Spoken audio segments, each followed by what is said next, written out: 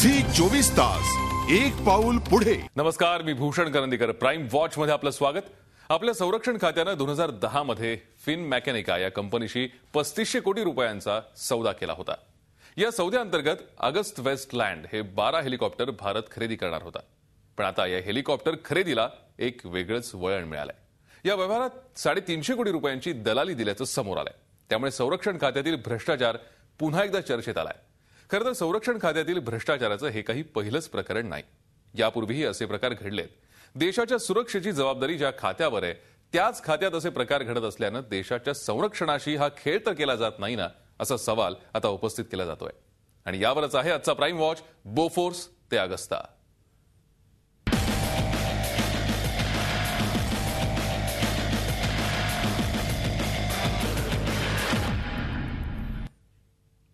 आणि याच विषयी आपण अधिक चर्चा करण्यासाठी आमच्या स्टुडिओमध्ये आहेत निवृत्त लेफ्टनंट जनरल दत्तात्रय शेकटकर।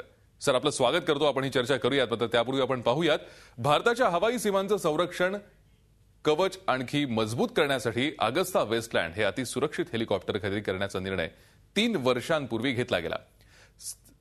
3,500 कोटी रुपयांच्या या सौद्यात 350 कोटींची लाच दिल्याचं आता उघड झालंय। त्यामुळे संरक्षण खात्याच्या खरेदीवर पुन्हा एकदा संशयाचं धुकं निर्माण झालंय। बोफोर्स पेक्षाही मोठा घोटाळा उघड। अगस्ता वेस्टलँड हेलिकॉप्टर खरेदीत घोटाळा। 350 कोटींची दलाली दिल्याचा आरोप। कुणी खाल्ली 350 कोटींची मलाई। इटलीतील फिन मॅकॅनिका कंपनीकडून भारतीय संरक्षण खात्यानं 12 अतिसुरक्षित अगस्ता वेस्टलँड हेलिकॉप्टर खरेदी करण्याचा निर्णय 2010 मध्ये घेतलेला होता। त्यापैकी 3 हेलिकॉप्टर भारताच्या संरक्षण दलात दाखल झालेले आहेत। पण आता ही हेलिकॉप्टर खरेदी वादाच्या भोवऱ्यात सापडली आहे। कारण ज्या फिन मॅकॅनिका कंपनीशी हा हेलिकॉप्टर खरेदीचा सौदा करण्यात आलेला आहे त्या कंपनीचे प्रमुख JCP ओर्सीला लाच प्रकरणी मिलानमध्ये अटक करण्यात आली आहे। अगस्ता वेस्टलँड हेलिकॉप्टर खरेदी सौद्यात ही लाच दिल्याचा त्याच्यावर आरोप आहे। भारतानं या प्रकरणाची गंभीर दखल घेतलेली असून केंद्रीय संरक्षण मंत्री AK अँटनी यांनी या प्रकरणी दोषींवरती कारवाई करण्याचे संकेत दिलेले आहेत।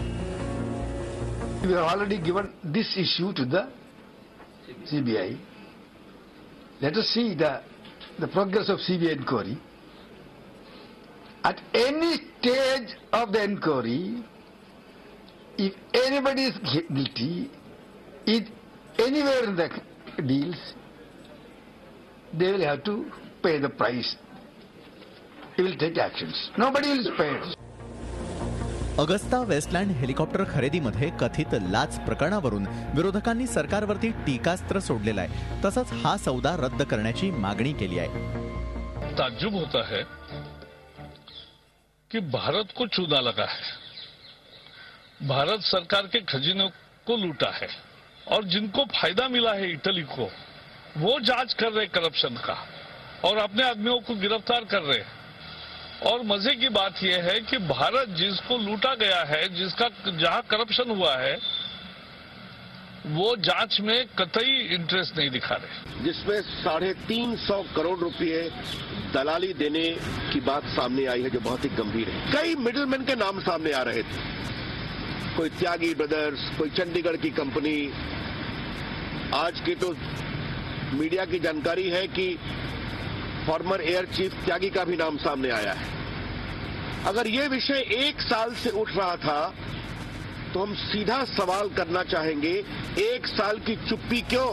केंद्र सरकारनं या प्रकरणाचा तपास CBI कडे सोपवलेला असून CBIचा अहवाल आल्यानंतर कारवाई करणार असल्याचं संरक्षण मंत्र्यांनी सांगितलंय।